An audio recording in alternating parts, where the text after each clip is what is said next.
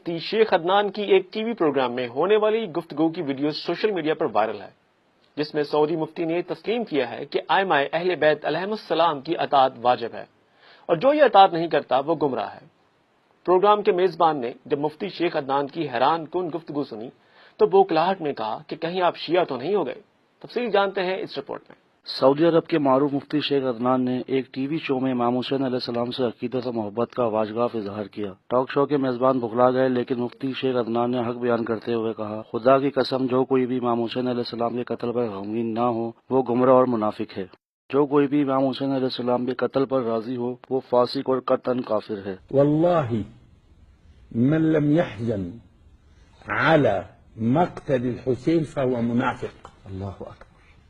والذي لا إله إلا هو يسمع الناس. ما عندنا تقية، ثم ما بيجوز تقية بهذا الشكل وملايين من الناس يشاهدوك.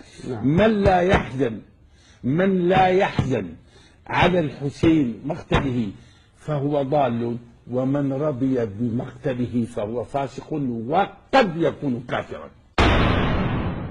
प्रोग्राम के मेजबान ने सवाल दोहराया कि अगर कोई शहादत इमाम हुसैन अलैहिस्सलाम पर गमगीन ना हो क्या वो काफिर है, जिस पर शेख अदनान ने जवाब दिया कि ये हुक्म शरीयत और दीन है। कोई इंसान रसूल खुदा के प्यार के कत्ल पर खुश नहीं हो सकता। जिसमें थोड़ा सा भी ईमान होगा वो इंसान जन्नत के सरदारों की शहादत पर गम जरूर मनाएगा।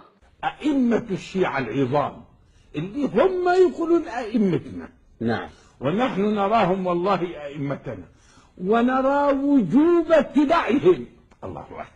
وجوب